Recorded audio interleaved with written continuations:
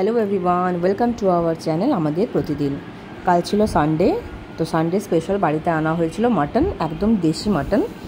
আমরা যেখানে থাকি সোনারিতে, এর পাশেই অনেকগুলো গ্রাম আছে, ওখান থেকে নিয়ে আসা হয়েছিল।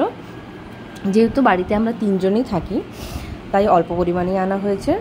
আলু কিন্তু আমাদের মাংসের সাথে অবশ্যই দেওয়াই হয়, কেন কি আমার শাশুড়ি মা খুব একটা বেশি মাংসও খেতে পারে না, আমার ছেলেও খায় না, তো ওরা আলুটা খেয়ে নেয়। এবারে কাঁচা মাংসটাকে একটুখানি নুন, হলুদ, অল্প একটু আদা রসুনের পেস্ট দিয়ে মেখে রাখা হয়েছিল, ম্যারিনেট করে রাখা হয়েছিল।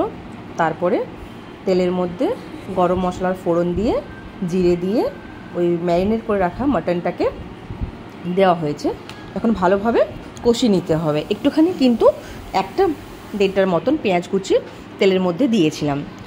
আজকে মাটনটা এই জন্যই স্পেশাল, এমনিতে আমরা তো বানিয়েই থাকি, কিন্তু এই জন্যই স্পেশাল কেন কি আজকে পিতলের কড়াইয়ে রান্না করা হচ্ছে। কড়াইটাও পেতলের, আর যে হাতাটা ইউজ করছি সেটাও কিন্তু পেতলের।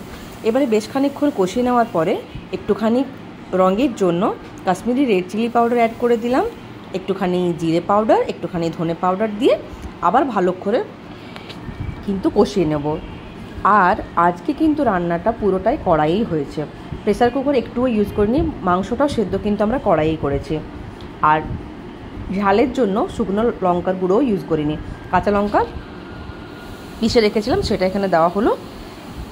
সবথেকে বড় জিনিস হচ্ছে পেতলের কড়াইয়ে রান্না কিন্তু খুব একটা রেগুলার লাইফে আমরা কেউই করি না, কিন্তু করলে খুব খেতেও ভালো হয় আর দেখতে তো সুন্দর হয়ই।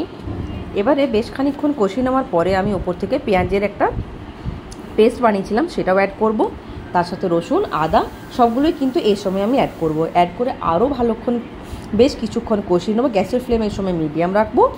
এবারে আমি জল দিয়ে নিয়েছি সেদ্ধ হওয়ার জন্য। জল দেওয়ার পরে সেদ্ধ অনেকক্ষণই হয়ে গেছে।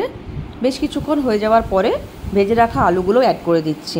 আপনারা হয়তো ভাববেন এত আলু দিয়েছে, কিন্তু আলু দেওয়ার ওটাই কারণ কি আমার বাড়িতে যারা খায়, মাংস খাক বা না খাক, আলু আর ঝোলটা ওদের পছন্দ। এবারে ঝোলের সাথে আলু ভালোভাবে আরও বেশ কিছুক্ষণ ফুটিয়ে নেব ঢাকা দিয়ে, কিন্তু পুরো রান্নাটাই করেছি ঢাকা দিয়ে। আবার একবার তুলে নিচ্ছি, আবার কিছুক্ষণ নাড়িয়ে নিচ্ছি। তারপরে শেষে কিন্তু একটু মিট মশলা আমি দিয়েছি 2 চামচের মতো। 2 চামচ এখানে মিট মশলা দিয়ে আরও বেশ কিছুক্ষণ ঢাকা দিয়ে রেখেছিলাম, রান্না করেছিলাম। মাংস একদম সুন্দরভাবে সেদ্ধ হয়ে গেছে, কোনো রকম কিন্তু শক্ত আর নেই।